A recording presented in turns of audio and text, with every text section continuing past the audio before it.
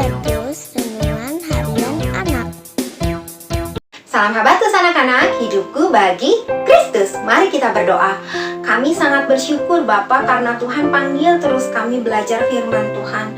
Hari ini kami mau merenungkan 1 Raja-Raja pasal 7. Betapa hamba-Mu terbatas dan sangat tidak mampu untuk menjelaskannya. Kami mohon pertolongan belas kasihan Tuhan supaya kami bersama-sama dapat belajar dalam pimpinan-Mu dan kami makin mau hidup bagi Kristus.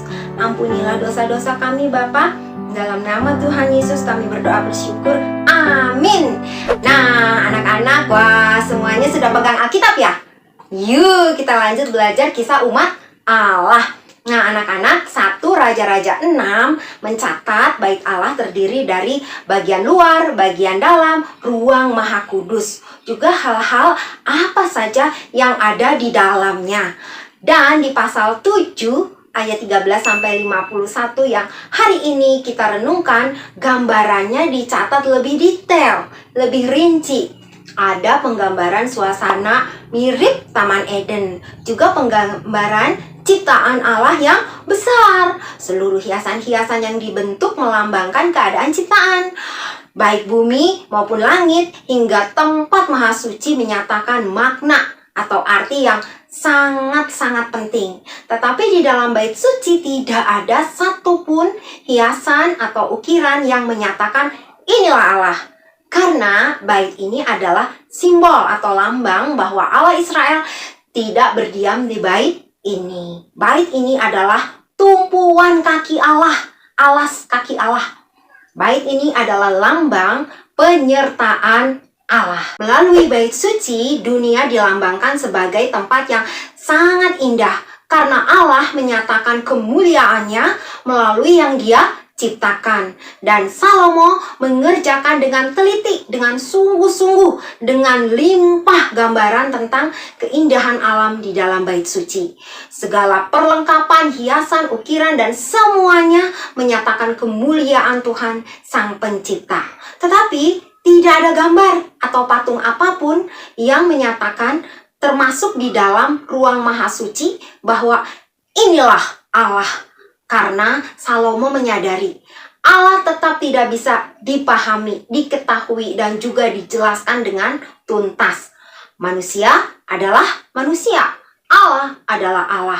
Bagian Salomo adalah taat, setia pada panggilan Allah untuk mengenal Allah tanpa menjadi orang yang sombong. Allah terlalu besar untuk bisa dimengerti, dikuasai oleh pikiran manusia. Allah yang menciptakan seluruh dunia. Allah juga yang mendirikan tahtanya mengatasi bintang-bintang di langit. Allah juga melihat kepada manusia ciptaannya dengan menyatakan diri kepada manusia.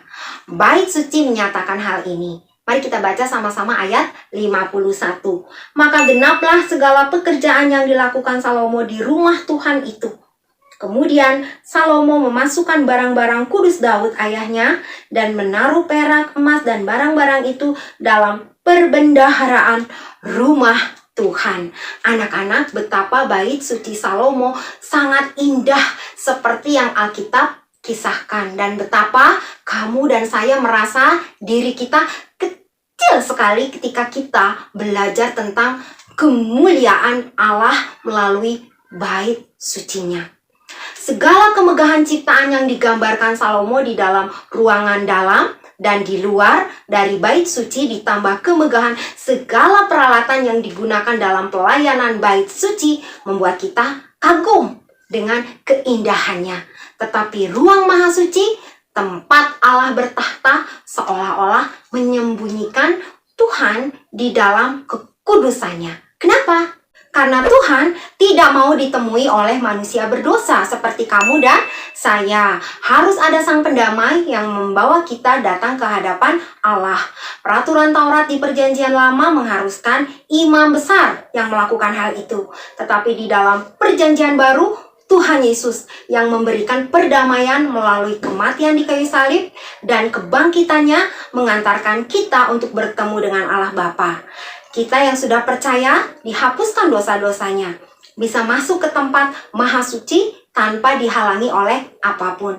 Nah anak-anak, Allah Allah mengasihi Salomo, bangsa Israel, kamu juga saya. Betapa besar karya Allah, kasih Allah dalam memimpin seluruh umatnya kembali kepadanya. Mari kita terus belajar takut akan Allah dalam hidup kita. Penebusan yang telah Tuhan Yesus kerjakan bagi kamu dan saya, itulah yang menjadi kekuatan dorongan kasih untuk kita hormat, gentar, tidak sembarang ketika beribadah kepada Allah. Tetapi kita mau makin mengasihi, makin hormat, dan makin takut akan Allah dalam seluruh kehidupan kita. Mau ya anak-anak? Puji Tuhan. Habatus, hidupku bagi Kristus. Nah, buat anak-anak yang belum percaya, maukah kalian percaya kepada Tuhan Yesus? Yohanes 14 ayat 6. Kata Yesus kepadanya, "Akulah jalan dan kebenaran dan hidup. Tidak ada seorang pun yang datang kepada Bapa kalau tidak melalui aku." Puji Tuhan. Mari kita berdoa. Bapa, kami sangat bersyukur karena hari ini Tuhan mengingatkan kami, Allah begitu mulia, begitu agung, begitu besar. Siapakah kami manusia kecil yang hina ini boleh mengenal Allah yang begitu besar dalam hidup kami. Tolong kami untuk kami mau terus dididik, didisiplin di dalam cinta kasih Tuhan untuk mengenal Allah, sehingga kehidupan kami hidup yang makin mengasihi Allah, mengasihi firman, memuliakan Allah, menjadi berkat bagi sesama kami dan diri sendiri pun diberkati. Ampunilah segala kelemahan kami. Terima kasih Bapa, dalam nama Tuhan Yesus kami berdoa bersyukur. Amin. Tuhan memberkati.